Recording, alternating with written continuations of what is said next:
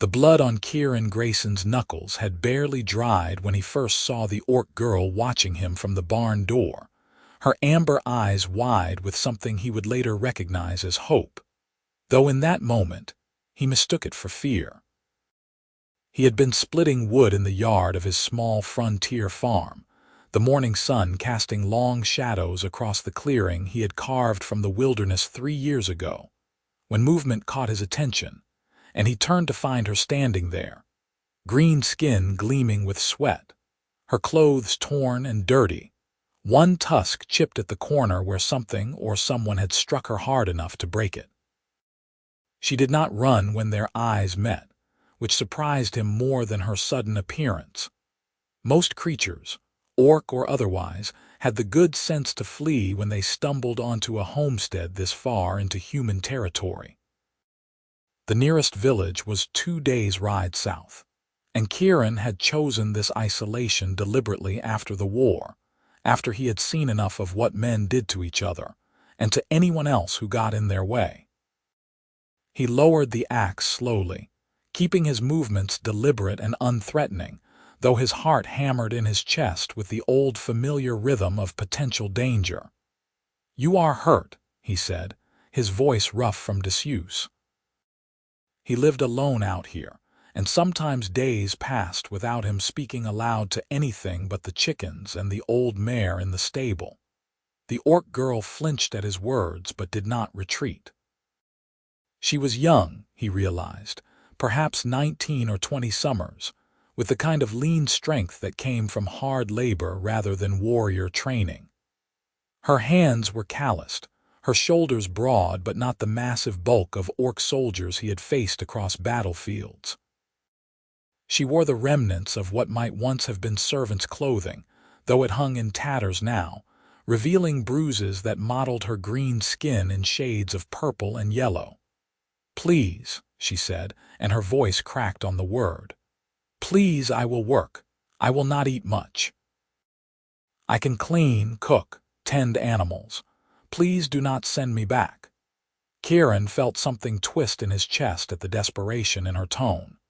He had heard that same note before, in the voices of refugees fleeing burned villages, in the pleas of prisoners begging for mercy they rarely received. He was not a soft man. The frontier and the war had beaten that out of him years ago, but he was not cruel either, and there was a difference between hardness and heartlessness that he tried to maintain. "Who would I send you back to?" he asked carefully, setting the axe down against the woodpile and taking a single step toward her. She tensed but held her ground. "My master. He owns the trading post 3 days north.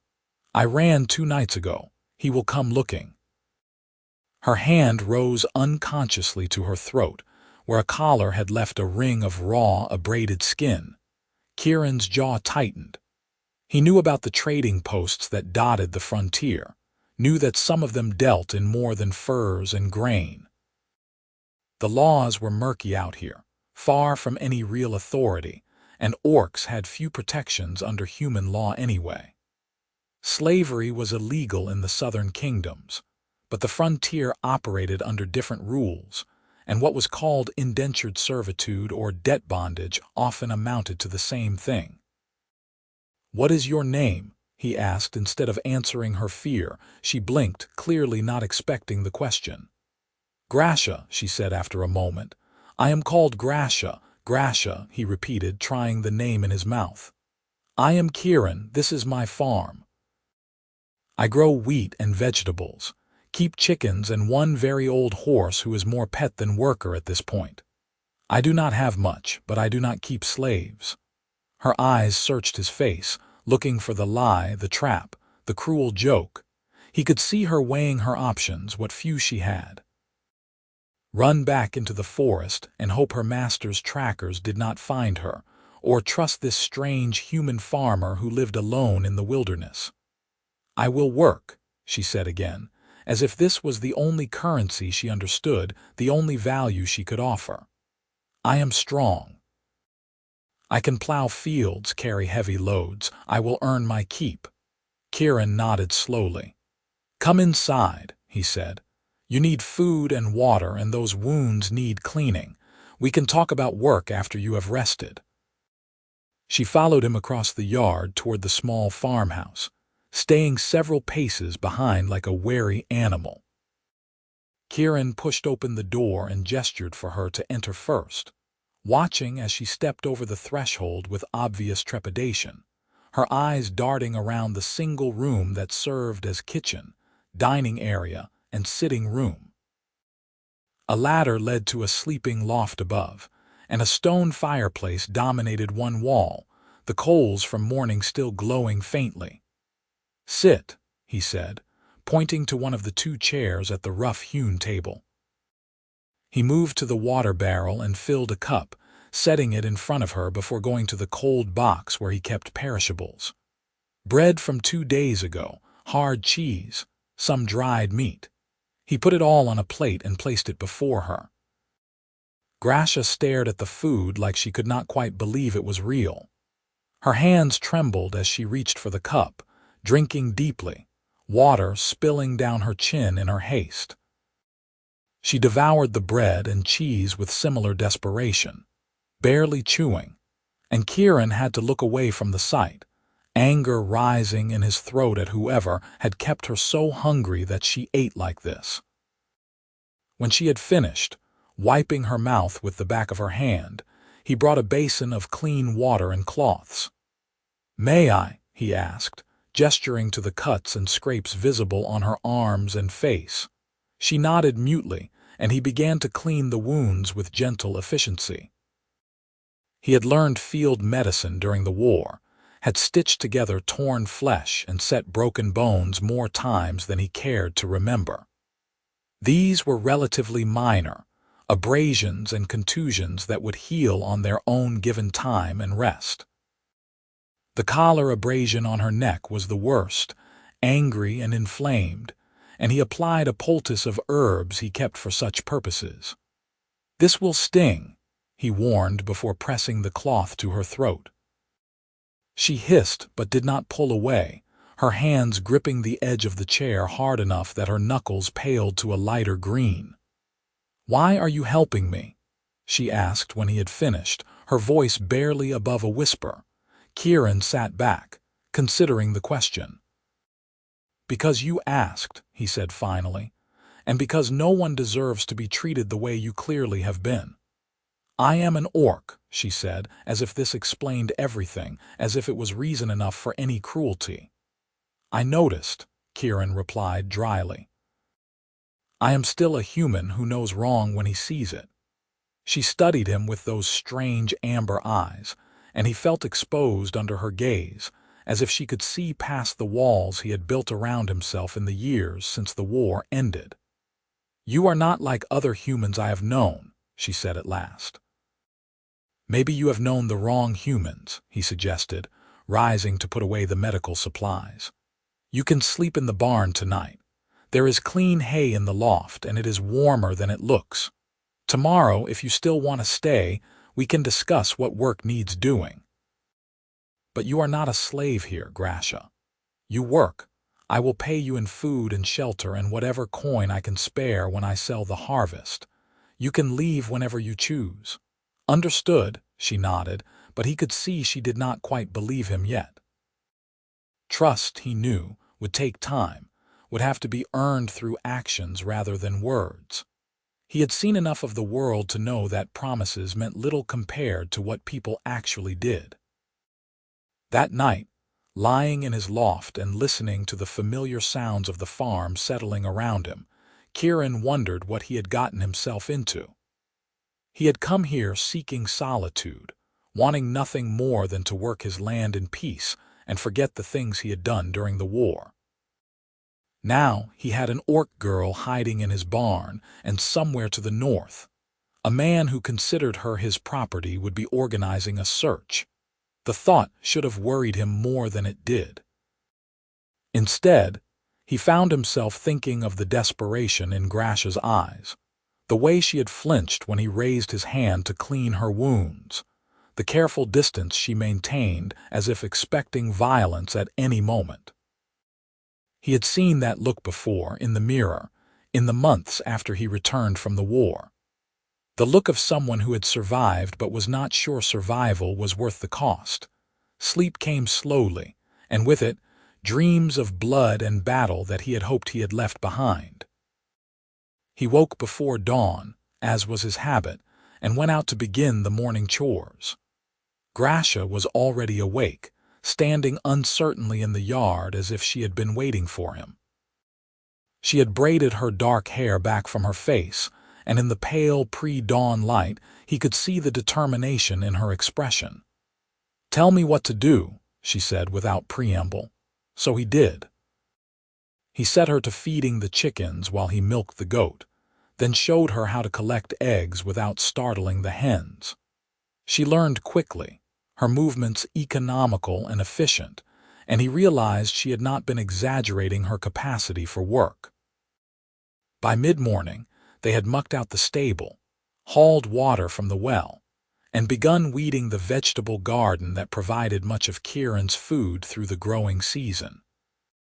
They worked in silence for the most part, the kind of comfortable quiet that came from two people focused on tasks they understood. Occasionally, he would explain something, and she would nod and adjust her approach, but there was little need for conversation. The work spoke for itself. It was near midday when she straightened from the garden row, pressing a hand to her lower back, and said, "You are kind. Kinder than I expected a human could be." Kieran pulled another weed, tossing it onto the pile they had accumulated.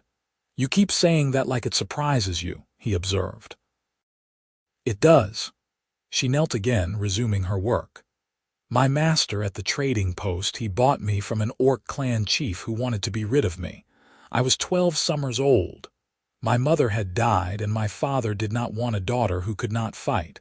I was too weak, too small, not properly orc." Her voice was matter-of-fact, but Kieran heard the old pain beneath the words. "Your father was a fool," he said bluntly. That earned him a surprised glance, and he thought he saw the ghost of a smile touch her lips, though it vanished quickly. "Perhaps, but his rejection meant I survived. The clan was raided 2 years later, everyone killed or scattered. If I had stayed, I would be dead." "And if you had stayed with your master at the trading post?" Kieran asked, though he suspected he knew the answer, her hands stilled in the dirt. "He used me for labor at first.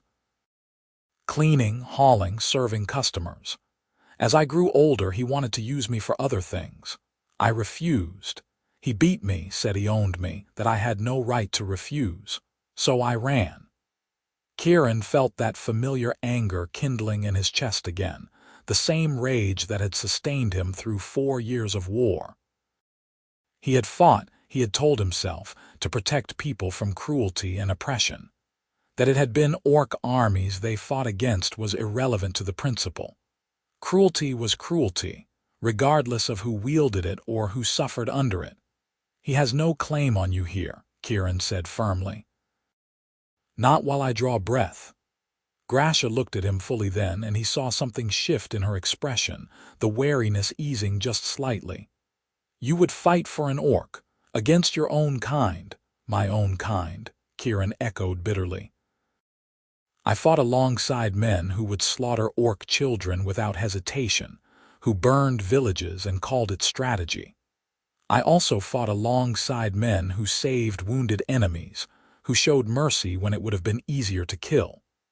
Humans are not one thing, Grasha, any more than orcs are. We are each only ourselves, and we choose our own actions." She absorbed this in silence, and they returned to their work. But something had changed between them, a small bridge built across the gulf of species and experience that divided them. It was a beginning, fragile and uncertain, but a beginning nonetheless. The days fell into a rhythm after that. Kieran showed Grasha the workings of the farm, and she proved herself invaluable in ways he had not anticipated. She was strong enough to handle tasks that would have taken him twice as long, could work through heat and exertion that would have driven him to rest. But more than that, she was clever, quick to see solutions to problems and adaptable in her approach. She fixed the chicken coop door that had been hanging crooked for months, reinforced the fence around the garden that deer had been testing, and reorganized the barn in a way that made tools easier to find and hay easier to access.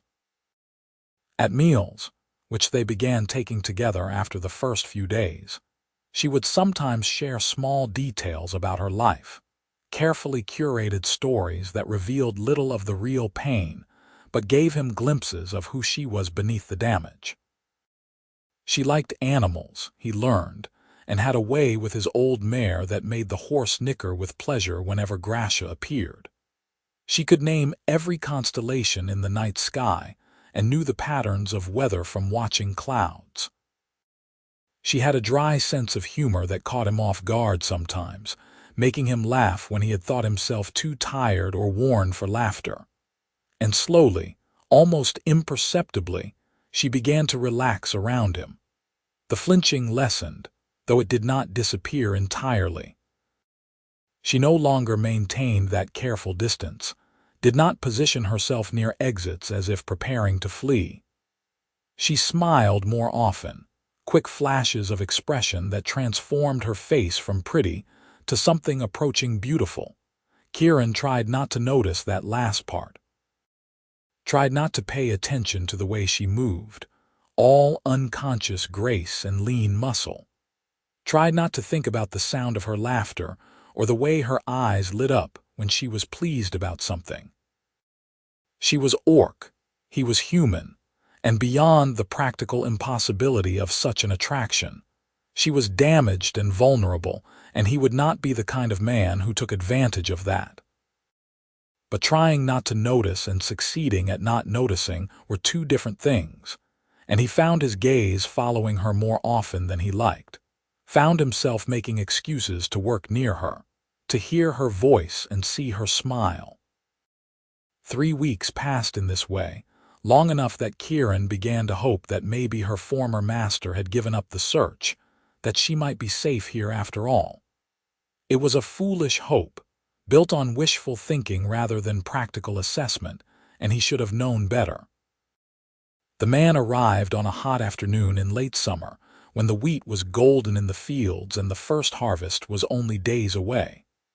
Kieran was sharpening his scythe in the yard, and Grasha was inside preparing the midday meal, when the sound of hoofbeats brought his head up sharply.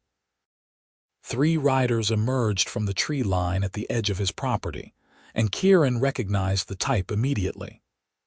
Hard men, the kind who thrived on the frontier where law was scarce and strength was the only currency that mattered.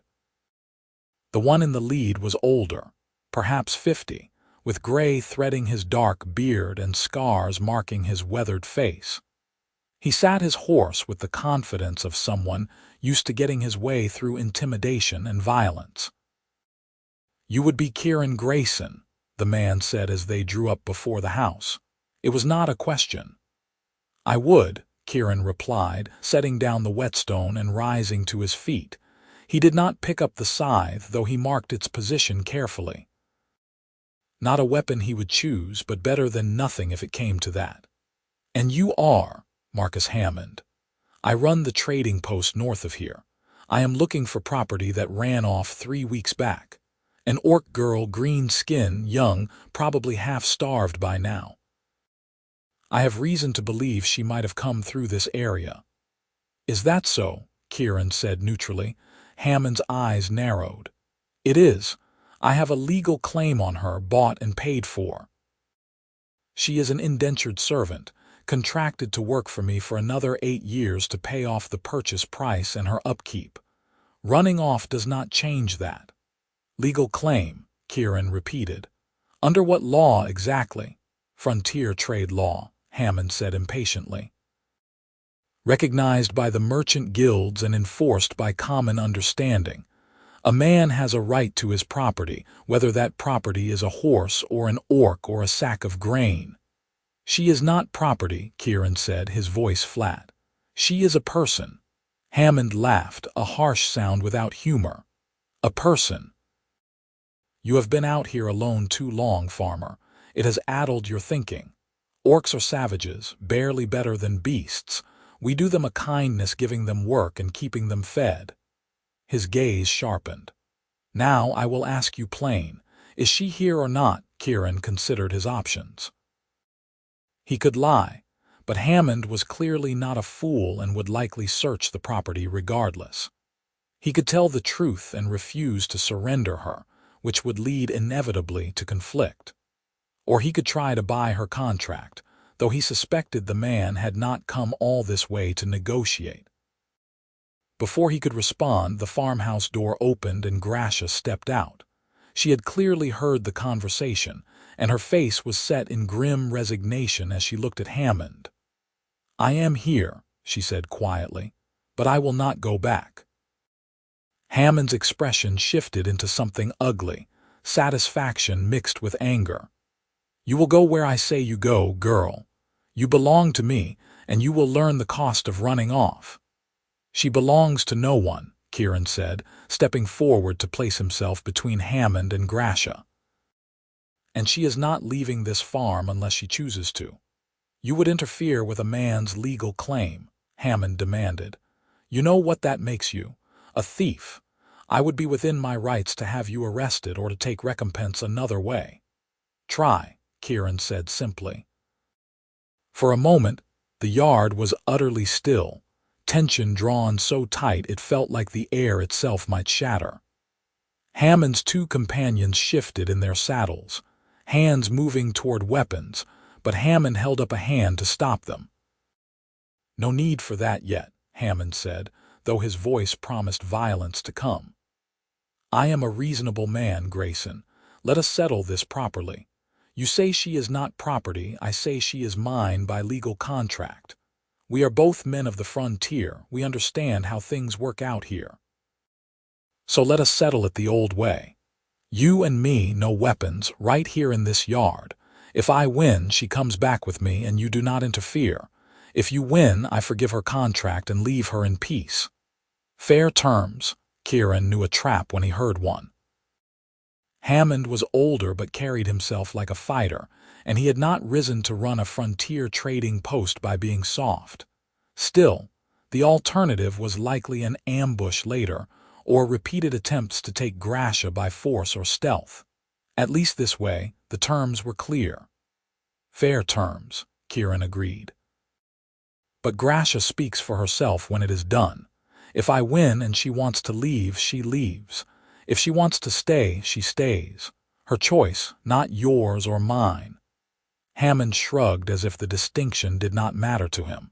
"Agreed. Though I wonder if you know what you are getting into, farmer. You look like you can handle yourself, but I have been fighting my whole life." "So have I," Kieran said quietly, and something in his voice made Hammond pause and reassess. Whatever the trader saw in Kieran's face made him frown, but he was committed now, and pride, if nothing else, would not let him back down. They moved to the center of the yard, both men stripping off their shirts to prevent gripping. Kieran was aware of Grasha watching, her face pale beneath the green, her hands clenched into fists at her sides. Hammond's companions had dismounted and stood with their horses, ready to intervene if things went against their employer, Kieran suspected, regardless of the agreed terms. "Whenever you are ready," Hammond said, raising his fists. Kieran did not respond with words. He had learned in the war that talking before a fight was usually just another way to give your opponent information. Instead, he centered his weight, found his balance, and waited for Hammond to make the first move. The trader came in fast, a straight jab followed by a hook, testing Kieran's reflexes. Kieran slipped the jab and blocked the hook, feeling the impact jar his forearm. Hammond was strong, no question, and his technique was solid if unrefined. But there was a difference between a brawler and a trained fighter, and Kieran had been trained by the best the army had to offer before they sent him to war. He let Hammond come at him, learning the man's patterns, his tells. Hammond favored his right, dropped his left shoulder slightly before throwing a power punch, tended to follow combinations with a step to his right. After 30 seconds of this careful defensive work, Kieran had what he needed. Hammond came in with another combination, right jab, left hook, right cross, exactly as Kieran had predicted. He ducked under the cross and drove his fist into Hammond's ribs, feeling bone flex under the impact. Hammond grunted and tried to clinch, but Kieran twisted away and landed a sharp jab to the trader's nose, snapping his head back and bringing tears to his eyes. "Bastard," Hammond spat, blood streaming from his nose. He changed tactics, rushing forward in a grapple attempt, trying to use his weight and strength to bear Kieran to the ground. It was a smart move, the kind of thing that worked well in bar fights and frontier brawls. But Kieran had trained in grappling too, had fought in the close confines of trenches and ruins where technique mattered more than size.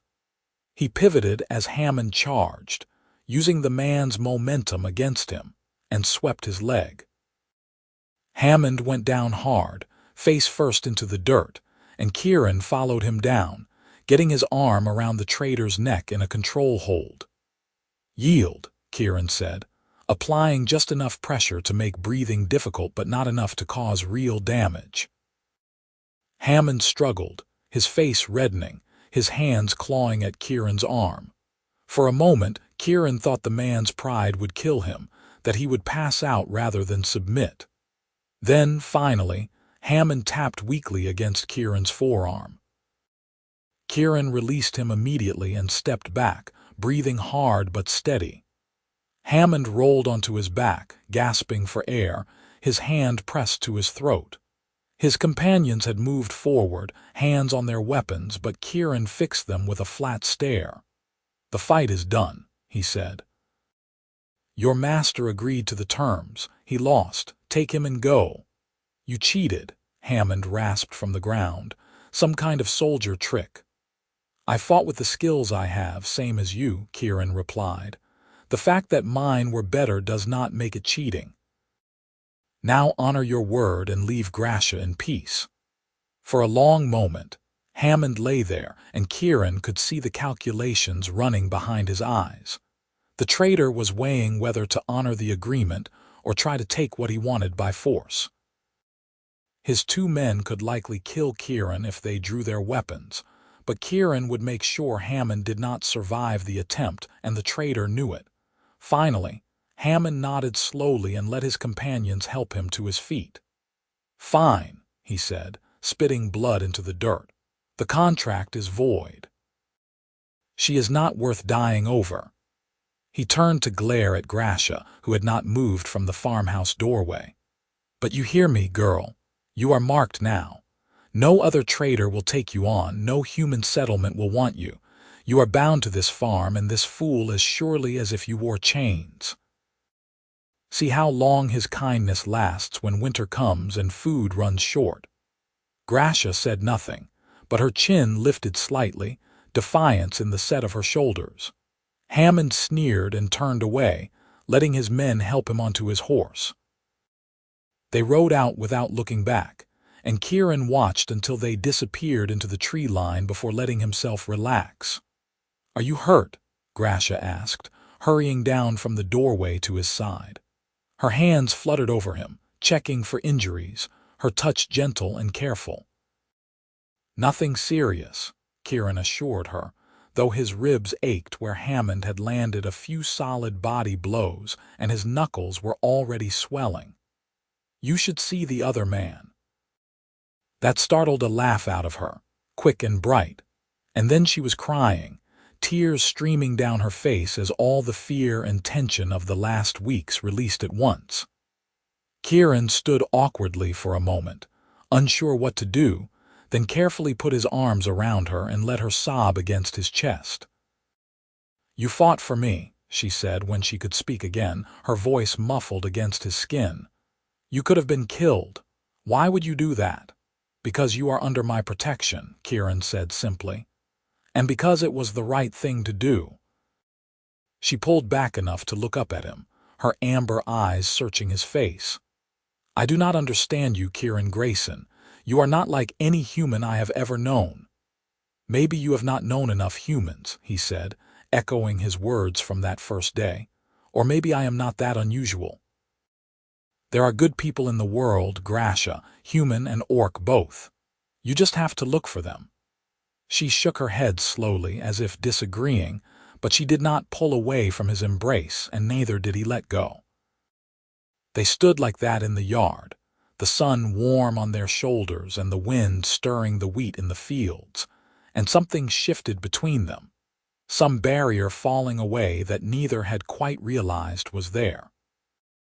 In the days that followed, life on the farm resumed its rhythm, but the easy camaraderie that had been growing between them deepened into something more complex.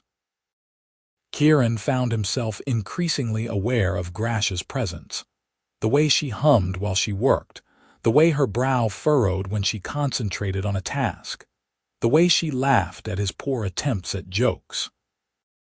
He caught her watching him sometimes, quickly looking away when their eyes met, and he wondered if she felt the same confusing tangle of attraction and uncertainty that had begun to plague him.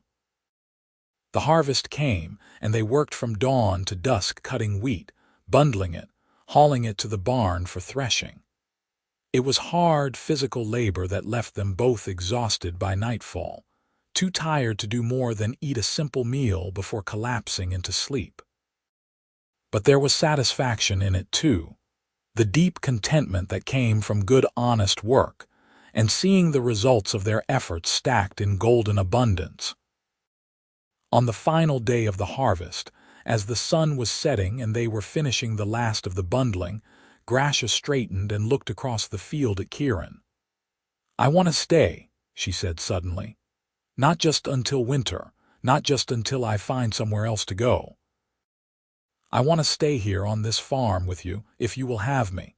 Kieran felt his heart skip a beat, his hands stilling on the wheat bundle he was tying. "Grasha, I know what I am," she continued quickly, as if afraid he would reject her before she could finish. "I know the difficulties. But I am happy here, happier than I have ever been. You treat me with respect, with kindness. You gave me my freedom when you did not have to. I cannot repay that, but I can work. I can help you build something good here, if you want that too." He did want that. The realization settled in his chest with the weight of truth too long denied. He wanted her to stay, wanted her presence and her laughter and her quiet strength beside him. But he also wanted to be fair, to make sure she was choosing this for the right reasons and not just because she had nowhere else to go. "Are you sure?" he asked carefully.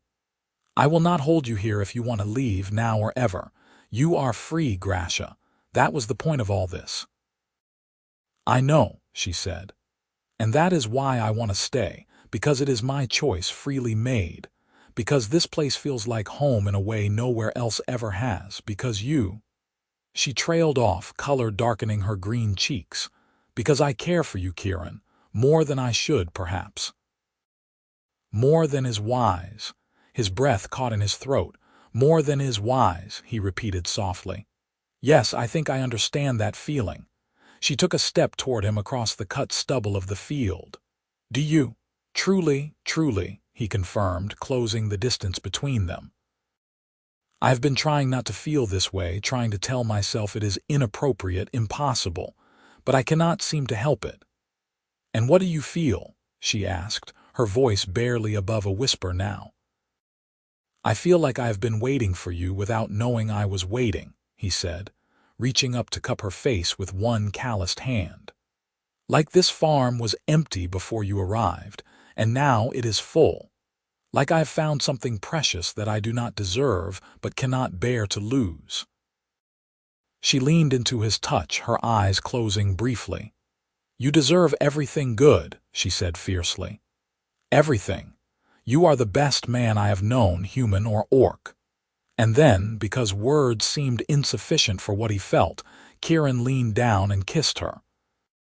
It was gentle at first, tentative, both of them uncertain of how this worked when one had tusks and the other did not. But they learned quickly, adjusting and adapting, and the kiss deepened into something that spoke of longing and relief and the quiet joy of finding someone who understood. When they finally pulled apart, both breathing hard, the sun had set and the first stars were appearing in the darkening sky. Grasha rested her forehead against his chest, and Kieran wrapped his arms around her, marveling at how right this felt despite all the reasons it should not. "People will not understand," she said quietly. "Your kind will call you mad, will say I have bewitched you or that you are betraying humanity. My kind, if they knew, would say I am betraying my people by lying with a human. Then it is fortunate that we live out here where what people think matters very little," Kieran replied. "Let them talk, let them judge. We know the truth." She looked up at him, hope and worry warring in her expression. "And what is the truth?" "That I love you," he said simply. "However impossible, however strange, however much it defies what the world says should be.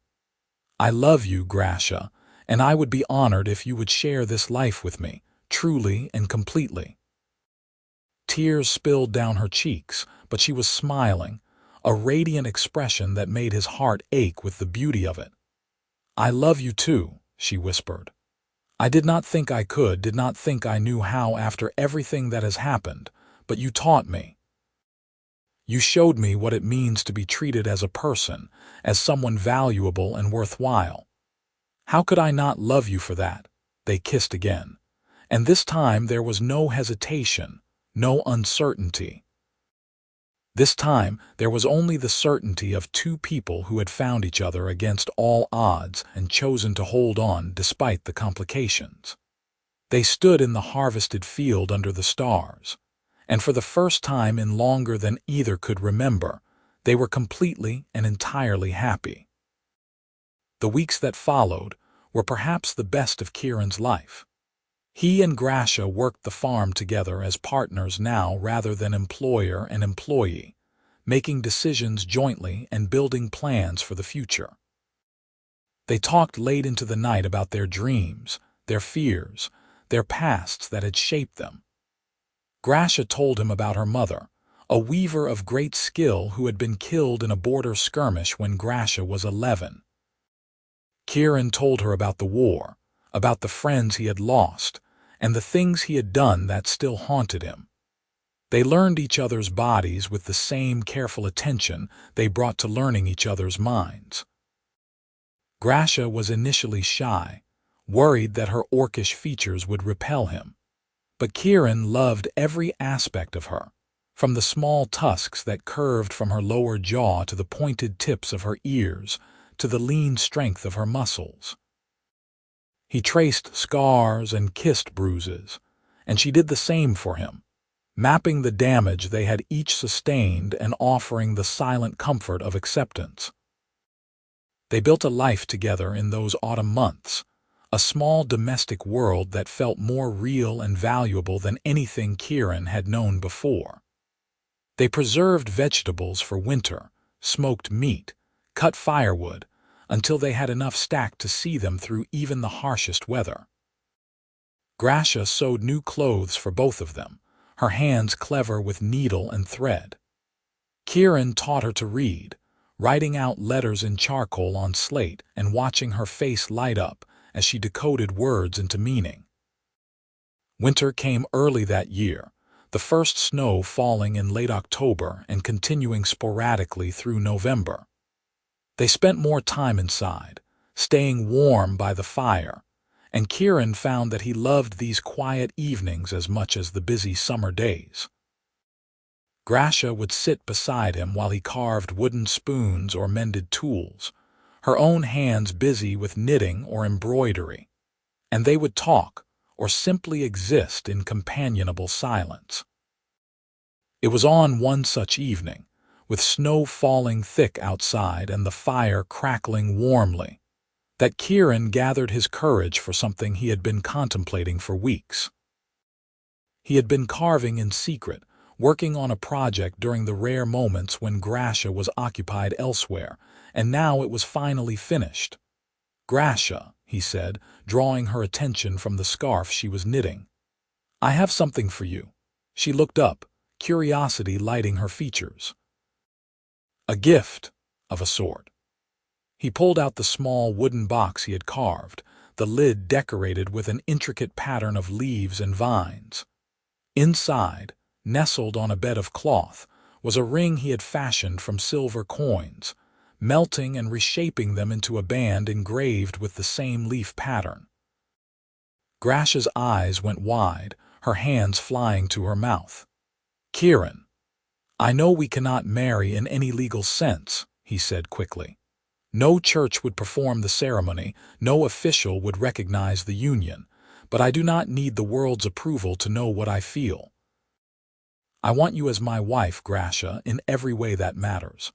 I want to build a life with you, to face whatever comes together, to grow old by your side.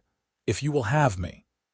She was crying again, tears streaming down her face as she reached for the ring with shaking hands. "Yes," she said, her voice breaking on the word. "Yes, I will have you. I will be your wife in all the ways that matter, and you will be my husband. To the hells with what anyone else thinks." He slipped the ring onto her finger and it fit perfectly, the silver bright against her green skin.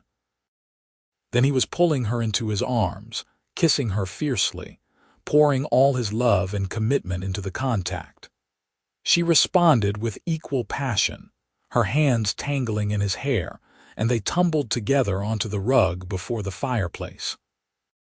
They made love that night with a tenderness and intensity that spoke of profound connection, of two souls recognizing their other half. Afterward, lying entwined in the firelight, Kieran traced the line of her jaw with gentle fingers.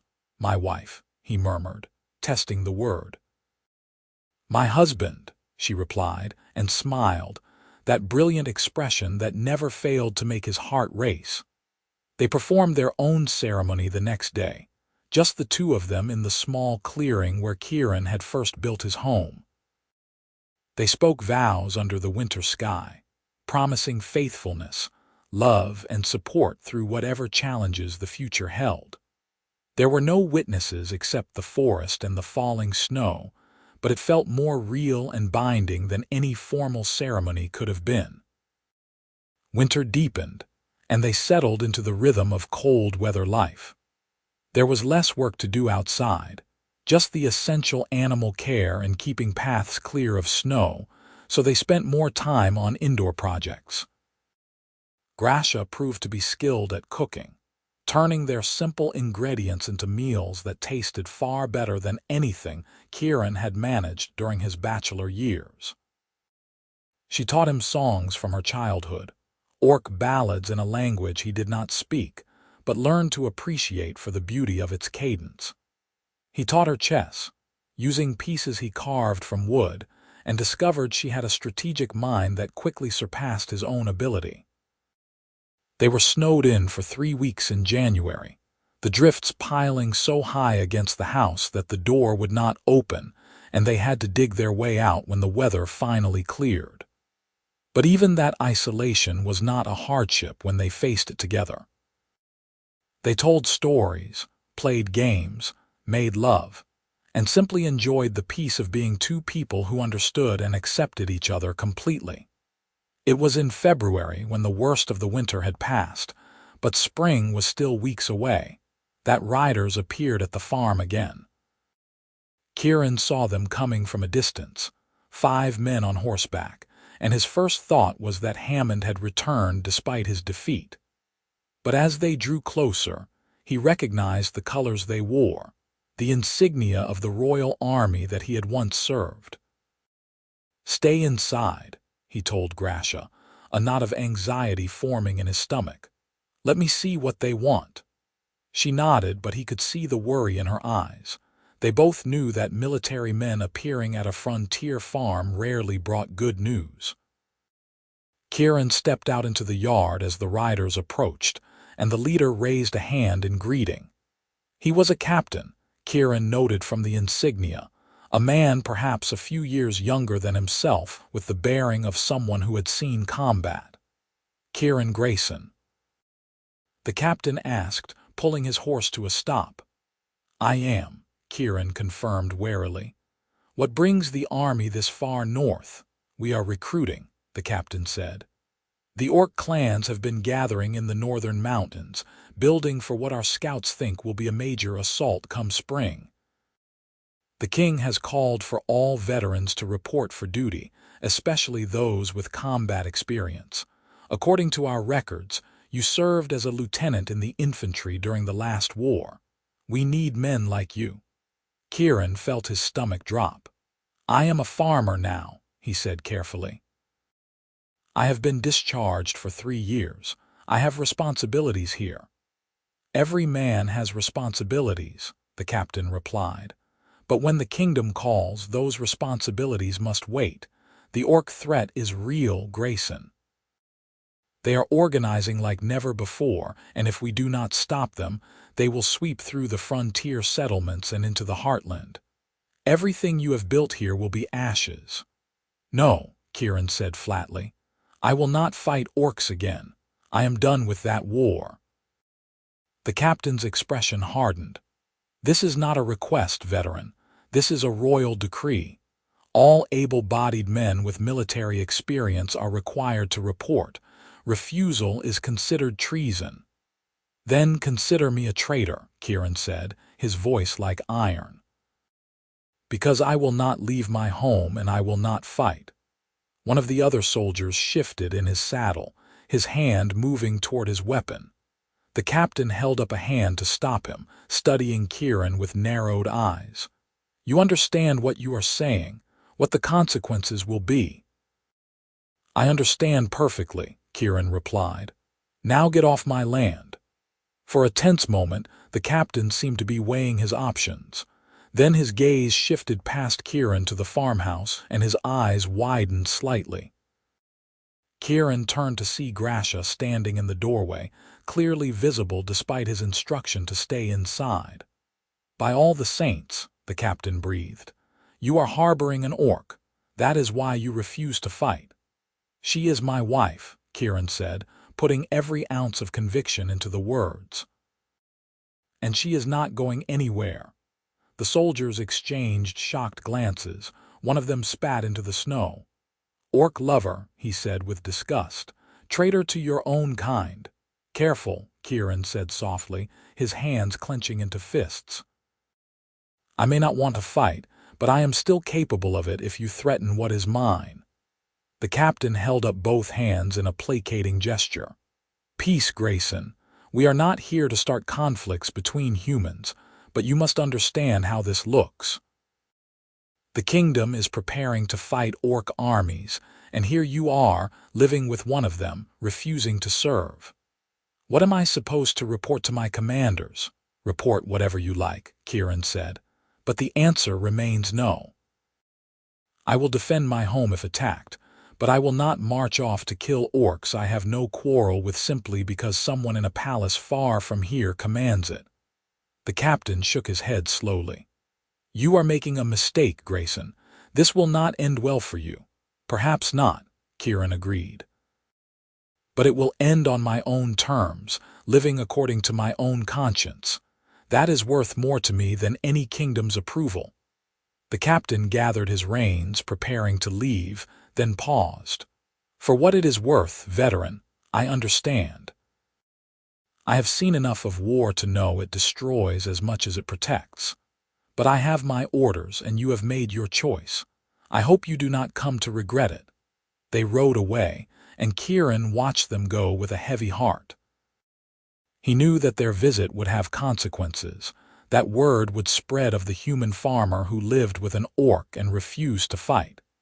But he also knew he had made the right choice, the only choice his conscience would allow. Grasha came to stand beside him, slipping her hand into his. You should have let me stay hidden, she said quietly. Now they know about me, they will mark you as a traitor.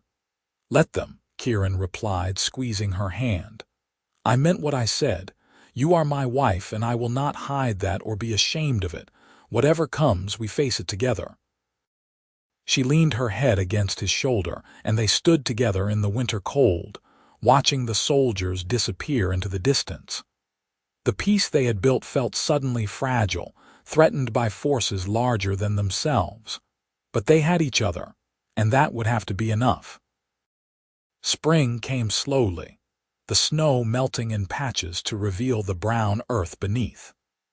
Kieran and Grasha began preparing the fields for planting, working long days to turn the soil and clear the winter debris.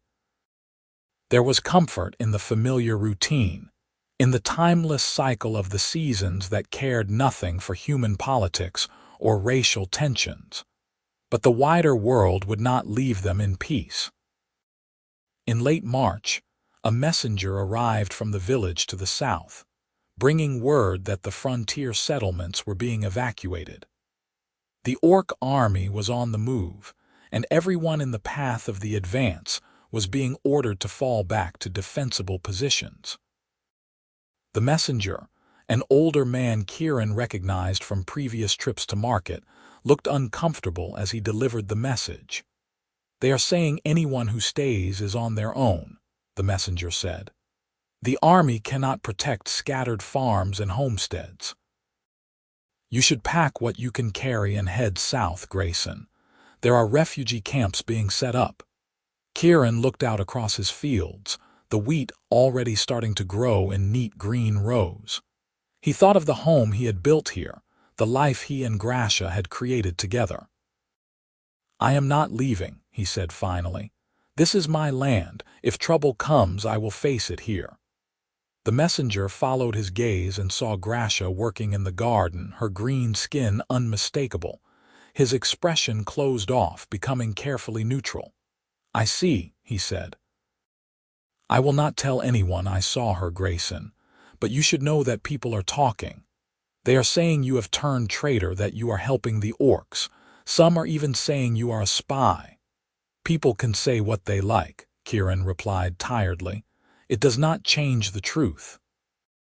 "And what is the truth?" the messenger asked. "That I am a man trying to live in peace with the woman I love," Kieran said simply. "Nothing more complicated than that." The messenger shook his head sadly. "In times like these, nothing is that simple. Watch yourself, Grayson.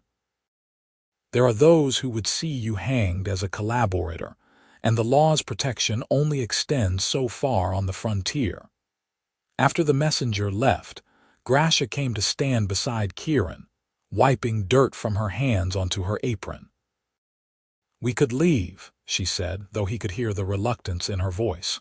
"Go deeper into the frontier, find somewhere more isolated." "Run, you mean," Kieran said. "Again, you have been running your whole life, Grasha. I will not ask you to keep running." "Then what do we do?" she asked. "If the army comes through, they will kill me. If Orc warriors come through, they will kill you for harboring a deserter, or they will kill me for living with a human. Either way, we are caught in the middle." Kieran pulled her close, wrapping his arms around her. "We survive," he said firmly. "We have managed this far. We will find a way to manage further." But finding a way proved more challenging than he had hoped. Over the following weeks, signs of the approaching conflict multiplied. Smoke rose from distant fires. Refugees passed by on the road to the south, and the nights were filled with the distant sounds that might have been battle or might have been imagination. Kieran and Grasha kept their heads down, working the farm and staying out of sight as much as possible. It was in late April, with the crops growing well and the weather finally warm, that the real trouble came. Kieran was in the barn repairing a plow when he heard the sound of many feet approaching. He emerged to find a group of perhaps 15 men entering his yard, villagers and farmers by their clothing, all armed with tools or hunting weapons. At their head was a man Kieran recognized, Thomas Garrett, a farmer whose land lay 2 days south. They had met at market several times, and Kieran had thought him a reasonable if somewhat rigid man. But there was nothing reasonable in Thomas's expression now, only hard determination. "Kieran Grayson," Thomas called out. "We are here on behalf of the loyal humans of this region. You have been accused of harboring an orc and refusing the king's call to service. These are serious charges, amounting to treason in time of war." Kieran stepped forward, keeping his hands visible and his voice calm. "I have committed no treason, Thomas. I have simply chosen to live my life in peace rather than march off to another war." "Living with an orc is not peace, it is collaboration," Thomas said harshly. "Where is she? Bring her out so we can see what you have chosen over your own people." "No," Kieran said flatly. "She has done nothing wrong, and I will not subject her to this mob's judgment." "It is not a request," another man called from the group, brandishing a pitchfork. "We know she is here. The messenger saw her. Bring her out or we will search the house ourselves." Kieran felt his temper rising, the old combat readiness flooding his system. "You will do no such thing. This is my property and you have no legal authority here. Go home, all of you, before someone gets hurt." "Before someone gets hurt," Thomas repeated, his voice incredulous. "That is rich coming from a man who sleeps beside a creature whose people are burning our settlements and killing our kin. You have betrayed everything, Grayson. Your people, your kingdom, your humanity itself, and we will not tolerate it." The mob began to advance, and Kieran knew with sinking certainty that words would not stop them. He was reaching for the pitchfork he had left leaning against the barn when a voice rang out across the yard. "Stop." Everyone turned to see Grasha standing on the porch, her hands raised in a gesture of peace. Kieran's heart lurched with fear for her, but she walked forward with her head held high, moving to stand beside him. "You want to see the orc?" she said, her voice steady despite the fear he could see in her eyes. "Here I am. I am Grasha, and I have lived on this farm since summer. I have worked the land, tended the animals, and harmed no one. If you have accusations to make them to my face rather than through him." Thomas looked her up and down with open disgust. "You speak well for a savage," he said. "But words do not change what you are. Your people are killing ours, and you expect us to believe you are different, that you can be trusted." "My people," Grasha said, and there was pain in her voice now. "I have no people, human. My clan sold me to slavery when I was a child because I was not strong enough to be a warrior. I have lived among your kind ever since, serving, surviving. I am not responsible for what orc armies do any more than every human is responsible for what soldiers like you choose to do now." "She is right," Kieran said, stepping forward to stand beside her. "Grasha is not your enemy. She is a person trying to live her life, same as any of you. If you want to fight orcs, go join the army, but do not bring your mob justice to my land and threaten an innocent woman." "Innocent?" Thomas scoffed. "There are no innocent orcs. They are all savages, barely above beasts, and the fact that you cannot see that proves how far you have fallen." He turned to address the mob. "This is what collaboration looks like, friends. This is what happens when a man forgets where his loyalties lie. He becomes worse than useless. He becomes a threat to everyone around him." "Thomas, please," Kieran said, trying one last time to reach the man's reason. "Do not do this. There has been enough bloodshed, enough hate. Let it end here. Let us all just live in peace." "There will be no peace while orcs exist," Thomas said flatly. He raised his voice to address the mob again. "Men, our duty is clear. This farm has been compromised. The orc must be taken into custody and held for trial. If Grayson resists, he too will be taken." The mob began to move forward again, and Kieran knew there would be no reasoning with them. He had seen this before, had witnessed what mobs could do when they convinced themselves that violence was justified. He positioned himself in front of Grasha, his body a shield between her and the approaching men. "Run," he said to her quietly. "Get to the forest. I will hold them here." I will not leave you, she said fiercely. You have to, he insisted. I can survive whatever they do to me, but you cannot. Please, Grasha, run. Live. That is all I ask. For a moment she did not move, her hand gripping his arm hard enough to hurt. Then, with a sob, she turned and ran, moving with the speed and grace of her orc heritage. Several men broke from the mob to pursue her, but Kieran moved to intercept them, throwing himself at the nearest man and bearing him to the ground. What followed was chaotic and brutal. Kieran fought with everything he had, using every dirty trick and combat technique the army had taught him. He kicked, punched, grappled, and threw, dropping man after man. But there were too many, and he was only one. They swarmed over him, dragging him down through sheer numbers, and he felt blows raining on his back, his ribs, his head. Through the confusion, he heard shouts that some of the men had caught Grasha, and his heart seized with terror for her. He redoubled his efforts, managing to break free for a moment, but a blow from behind sent him sprawling, and then they had him pinned, his arms wrenched behind his back and rope being tied around his wrists. They dragged him to his feet, and he saw Grasha similarly restrained, a bruise already forming on her cheek where someone had struck her. Their eyes met across the yard, and he saw in her expression the same fear and despair that he felt. They had fought so hard to build something good, and now it was being torn away by the very prejudice and hate they had hoped to escape. Thomas stepped forward, his face flushed with exertion and righteousness. Kieran Grayson, you are under arrest for treason and collaboration with the enemy. The orc will be held for questioning and trial. You will both be taken to the village for judgment. This is not justice, Kieran said, tasting blood in his mouth. This is barbarism dressed up in legal language. You are no better than the worst of the orc raiders, Thomas. Worse, because you claim moral high ground while committing these acts. Thomas's expression darkened, and he backhanded Kieran across the face. You do not get to lecture me on morality, traitor. You gave that right up when you chose an orc over your own people.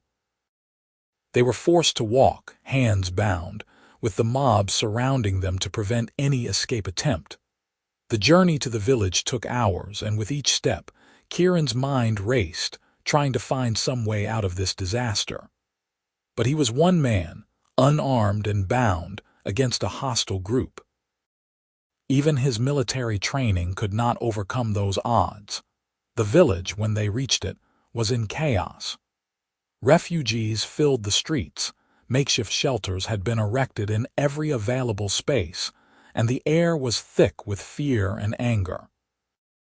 The arrival of the mob with their prisoners drew immediate attention, people emerging from buildings to stare and shout insults. Several threw stones, and Kieran positioned himself as best he could to take the impacts meant for Grasha, feeling rocks thud into his back and shoulders. They were taken to what passed for the village jail, a small stone building that usually held drunks and minor criminals. The jailer, an older man Kieran did not recognize, looked uncomfortable as Thomas explained the situation, but he accepted custody of the prisoners without protest. Kieran and Grasha were separated, thrown into different cells, and the door slammed shut with a finality that echoed in the small space. Kieran immediately went to the bars of his cell, gripping them hard enough that his knuckles went white. "Grasha," he called. "Grasha, can you hear me?" "I am here," her voice came back, strained but steady. "They put me in the cell beside yours. I cannot see you, but I can hear you. Are you hurt?" he asked urgently. "Bruises, nothing serious," she replied. "You, the same." He pressed his forehead against the cold iron bars, frustration and fear warring in his chest. "I am so sorry, Grasha. I should have protected you better. I should have seen this coming." "You did everything you could," she said. "This is not your fault. It is theirs, the ones who cannot see past their own hate and fear." What will they do to us? Kieran asked, though he suspected he already knew the answer.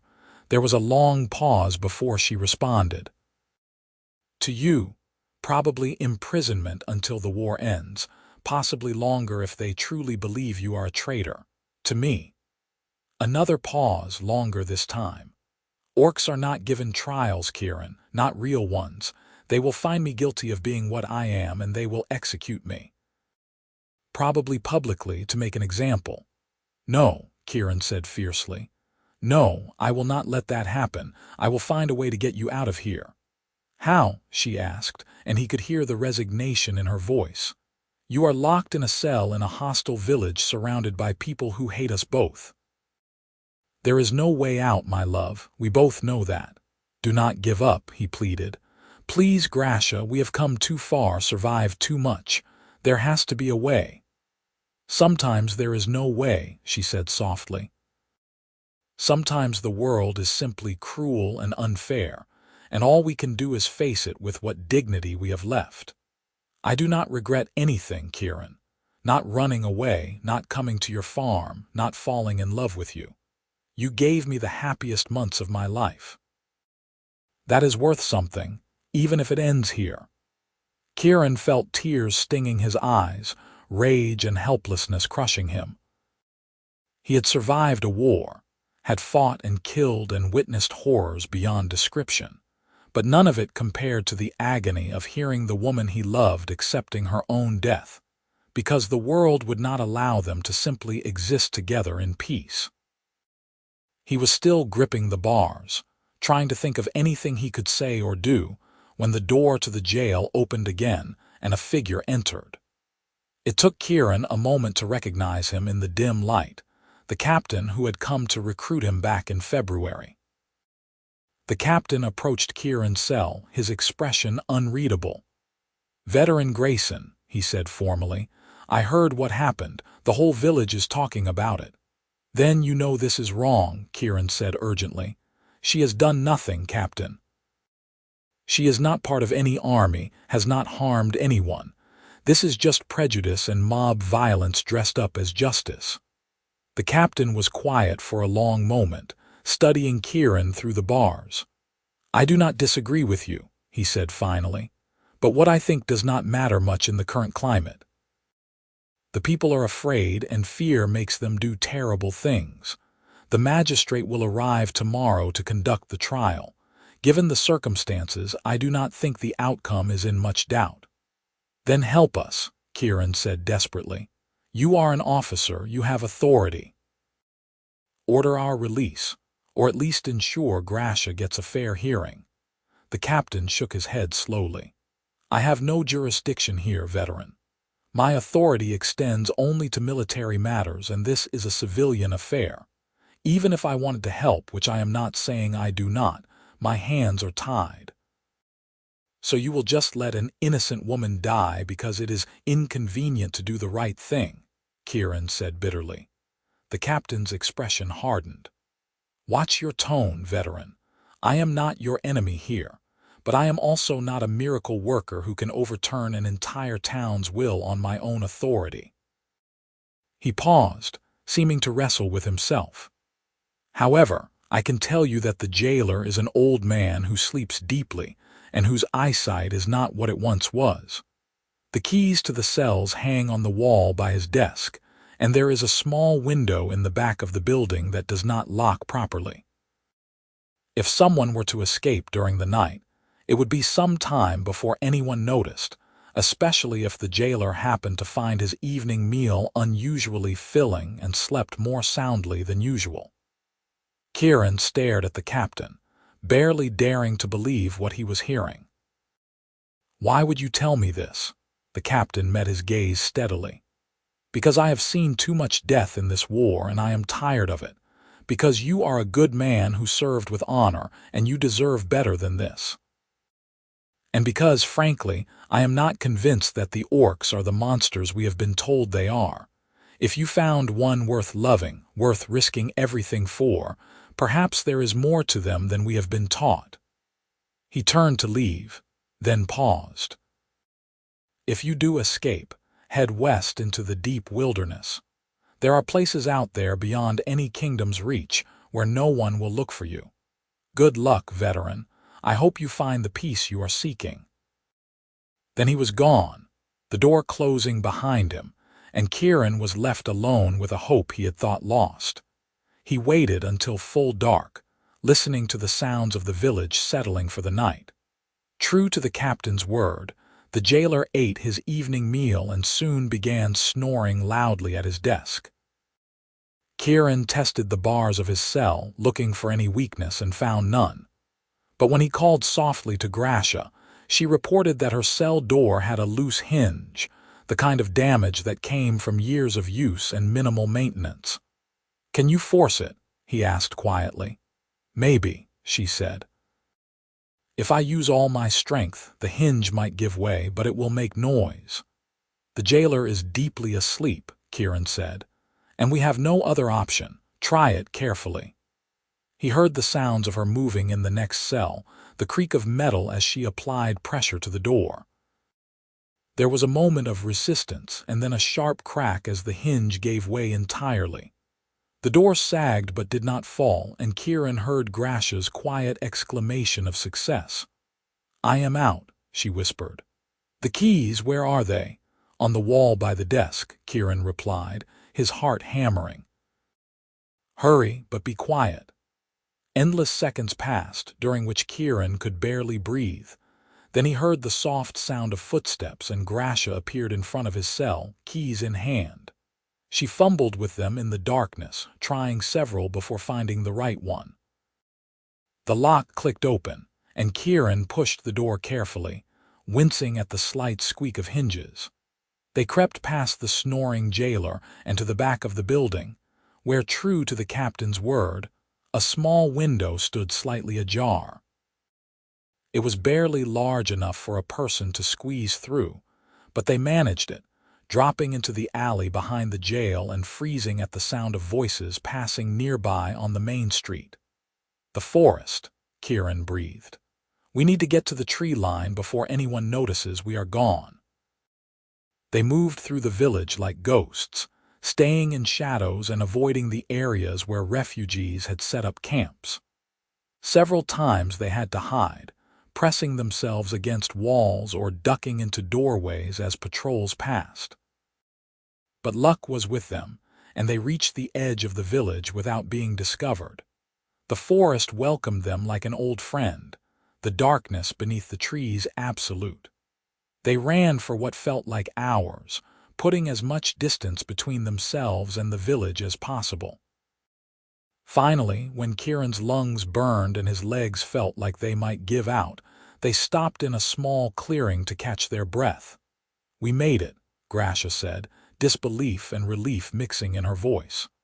"I cannot believe we actually made it." "We are not safe yet," Kieran cautioned. "They will search for us once they realize we are gone. We need to keep moving, get as far away as possible." "Where will we go?" she asked. "West," he replied, remembering the captain's words.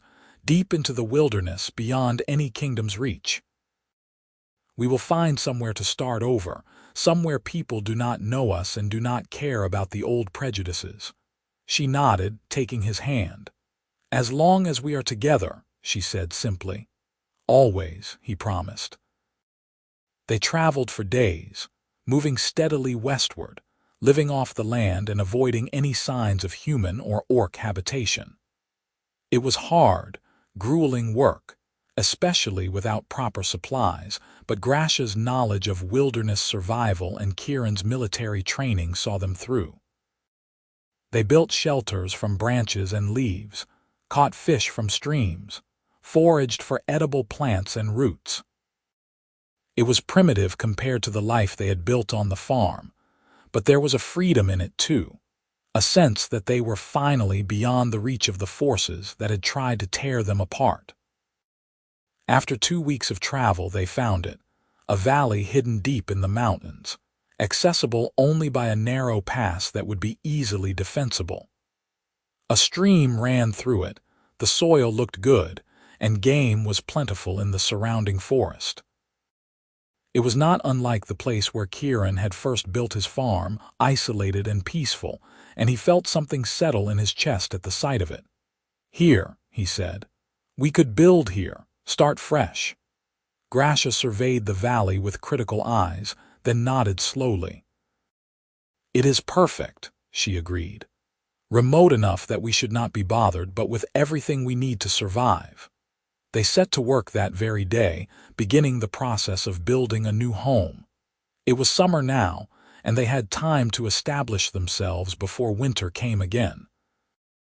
They built a cabin first, smaller than the farmhouse but solid and tight against the elements. Then they cleared land for a garden, built a chicken coop, and filled it with wild fowl they trapped, constructed a root cellar for food storage. It was hard work, perhaps the hardest either of them had done, but there was joy in it too. They were building something together, something that was entirely theirs, free from the judgment and interference of the outside world. As the weeks passed and the cabin took shape, Kieran felt the weight he had been carrying since the mob came to his first farm begin to lift. They had lost that life, true, but they had found something potentially better in its place. They had each other, they had their freedom, and they had the chance to live on their own terms in this hidden valley. It was more than many people ever got, and Kieran was determined not to waste it. By autumn, they had made the place livable, with a good store of food for winter and shelter that would keep them warm through the cold months. They had even managed to bring a few chickens with them during their travels, having found them wandering wild after some settlement was abandoned, and the birds had settled into their new home with admirable ease. One evening in late September, as they sat outside the cabin watching the sun set over the mountains, Grasha leaned her head against Kieran's shoulder and sighed contentedly. "I never thought I could be this happy," she said quietly. "After everything that happened, after losing the farm and fleeing for our lives, I thought happiness was something we would never have again. But here, now, I feel more at peace than I can ever remember feeling." Kieran wrapped his arm around her, pulling her close. "I feel the same," he admitted. "This place, this life we are building, it is simple, but it is ours. No one can take that from us unless we let them." "You think they are still looking for us?" she asked. He considered the question. "Maybe for a while, but we have come far enough that we are beyond any reasonable search area. And with the war still ongoing, I imagine they have more pressing concerns than hunting down one veteran and his orc wife." He paused, then added, "Even if they did find us, I would not go back willingly. This is our home now, and I will defend it." "I know you would," she said, reaching up to touch his face gently. "You have already proven that more times than I can count. You gave up everything for me, Kieran. Your farm, your standing in human society, your safety. Sometimes I still cannot believe you thought I was worth that cost." "You are worth everything," he said fiercely. "Every sacrifice, every hardship, every moment of uncertainty. When I look at you, when I hold you like this, I know with absolute certainty that I made the right choice. I would make it again without hesitation." She kissed him then, deep and lingering, and they held each other as the stars began to appear in the darkening sky. The future was uncertain, the world beyond their valley still dangerous and hostile to what they represented. But here, in this moment, they had everything they needed. The winter that followed was long but not unbearable. They stayed warm in their cabin, their stores of food saw them through, and they passed the short days in each other's company. Kieran taught Grasha more of reading and writing, and she taught him the orc language, the harsh syllables gradually becoming familiar to his tongue. They told stories, made love, and planned the improvements they would make to their homestead when spring came. It was a peaceful existence, marred only by occasional worries about discovery or attack. But as months passed with no sign of pursuit, Those fears gradually faded into background concerns rather than immediate threats. Spring arrived with a rush of meltwater and new growth, and they threw themselves into expanding their homestead. They planted a larger garden, built a proper stable for the livestock they hoped to acquire, and even started work on a second room for the cabin. The hard physical labor was satisfying, and by midsummer, their valley home looked almost like a proper farm. It was in July, when the garden was producing abundantly, and the days were long and warm, that Grasha came to Kieran with news that would change everything again. "I am with child," she said simply, her hand resting on her still flat stomach. 2 months along, I think." Kieran felt like the world had stopped spinning. A child. He was going to be a father. They were going to have a baby, half human and half orc, living proof that the barriers between their peoples were not as insurmountable as the world believed. "Are you certain?" he asked, his voice coming out rough with emotion. She nodded. "As certain as I can be. All the signs are there. By winter, we will be 3 instead of 2. He pulled her into his arms, holding her with exquisite care as if she might break. "This is wonderful," he said, tears pricking his eyes. "Terrifying, but wonderful. We are going to be parents, Grasha." She laughed, the sound slightly shaky. "We are." "I am scared, Kieran. I do not know the first thing about raising a child, especially one who will be different from both humans and orcs. What if we cannot give them what they need? What if the world is too cruel to them because of what they are?" "Then we will teach them to be strong," Kieran said firmly. "To be proud of who they are, human and orc both. We will give them all the love and support we can, and we will raise them to know that they are valued and wanted. The world may be cruel, but they will always have us." She nodded against his chest. "You are right. We will make it work. We have overcome everything else. We can overcome this too." The months of pregnancy were both exciting and challenging. Grasha suffered from morning sickness that left her weak and miserable for weeks, and as the baby grew, the physical toll increased. But Kieran was attentive and careful, taking on more of the heavy work and making sure she rested as much as possible. They prepared as best they could for the birth, gathering supplies and reading everything they could from the few books Kieran had managed to bring from his old farm. Neither of them had any real experience with childbirth, and the isolation that had protected them now became a source of anxiety. If something went wrong, there would be no midwife to call, no doctor to help. But they had each other, and that would have to be enough. The baby came on a cold January night, arriving with winter howling outside the cabin and snow piled high against the walls. The labor was long and difficult, and there were moments when Kieran feared he might lose them both. But Grasha was strong, stronger than she knew, and she fought through the pain with gritted teeth and fierce determination. When the baby finally emerged, slippery and screaming, Kieran caught it with shaking hands and felt his heart explode with love so intense it was almost painful. A girl, small but healthy, with green-tinted skin lighter than her mother's and tiny nubs where tusks would eventually grow. She had her mother's amber eyes and her father's nose, and she was absolutely perfect.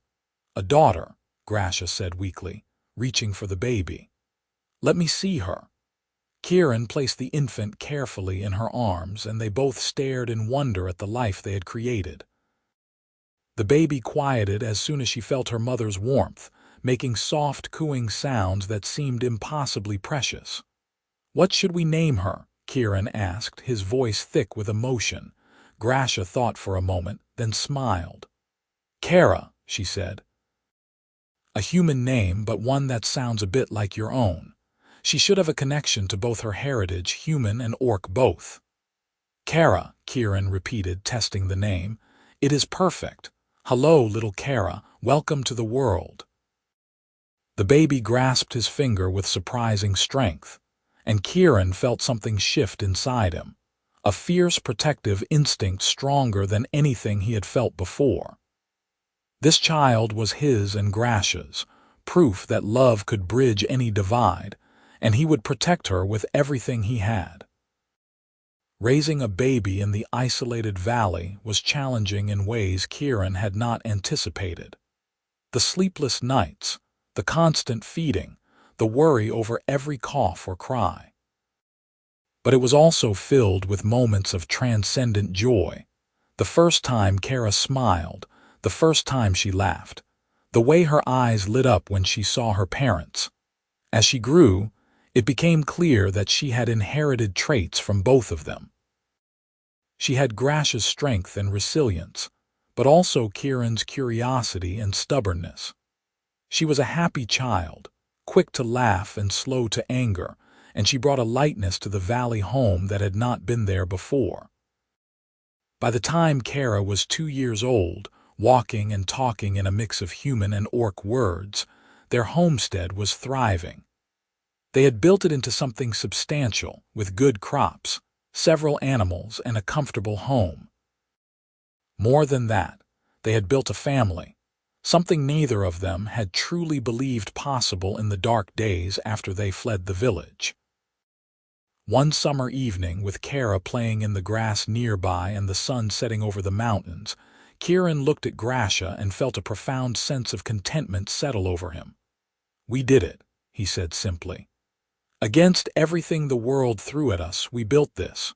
A home, a family, a life." "We did it."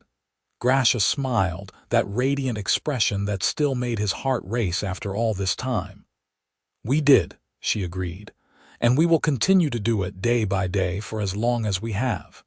This is our happily ever after, Kieran, not perfect, not easy, but ours." He pulled her close, kissing her forehead as Kara giggled and toddled over to demand attention from both her parents. They sat together in the fading light, a human, an orc, and their half-blood daughter, living proof that love could overcome prejudice, that family could be found in the most unexpected places, and that happiness was possible even in a world that seemed determined to deny it. Years passed in the valley, each season bringing its own challenges and rewards. They faced harsh winters and dry summers, illness and injury, moments of fear when they thought they might have been discovered. But they also experienced profound joy, watching Kara grow into a bright, confident child who knew she was loved without question. When Kara was 5, Grasha gave birth to a son, whom they named Kale. He was darker green than his sister, with more pronounced tusks even as an infant, and he had his father's stubborn determination from the start. The valley home rang with children's laughter now, and both Kieran and Grasha marveled at the family they had created. They taught their children everything they knew, preparing them for a world that might one day discover them, but also showing them the value of compassion, integrity, and love. They taught them to read and write, to hunt and farm, to fight if necessary, but to choose peace whenever possible. And through it all, Kieran and Grasha's love deepened and matured, transforming from the desperate passion of their early days into something steadier but no less profound. They were partners in every sense, sharing the work and the worry, the triumphs and the failures. They had built not just a homestead but a true home, filled with warmth and laughter, and the everyday magic of a family who chose each other every single day. Sometimes, sitting by the fire in the evening with their children playing nearby and Grasha beside him, Kieran thought back to the day she had first appeared in his yard, desperate and afraid, asking only for a chance to work. He thought about how he could have turned her away, how easily their story could have ended before it began. But he had chosen kindness, and that simple choice had led to everything that followed, all the love and joy and meaning that now filled his life. No regrets. Grasha asked one evening as if reading his thoughts. Not one, he replied without hesitation. You, not one, she echoed, smiling. This life, this family, it is more than I ever dreamed I could have. You gave me that, Kieran. You gave me everything. We gave it to each other, he corrected gently. That is how it works when two people truly love each other. They build something together that neither could have built alone. She leaned against him, and they watched their children play, safe and happy in the home their parents had fought so hard to create. The world beyond the valley was still troubled, still filled with prejudice and violence, still unable to imagine that humans and orcs could be anything but enemies. But here, in this hidden place, two people had proven that love was stronger than hate, that family was what you made it, and that happiness was always possible if you were willing to fight for it. And they lived there in peace for the rest of their days, raising their children and eventually welcoming grandchildren, building a legacy of love that would outlast any kingdom or war. It was not the life either of them had been born to, but it was the life they had chosen, the life they had built together, and it was perfect in all the ways that truly mattered. The story of the orc girl and the farmer who fought for her became a legend, passed down through their descendants, a reminder that courage sometimes looked like opening your door to someone in need, and that the greatest victories were often won not on battlefields but in the quiet choosing of love over fear, again and again, day after day, for a lifetime.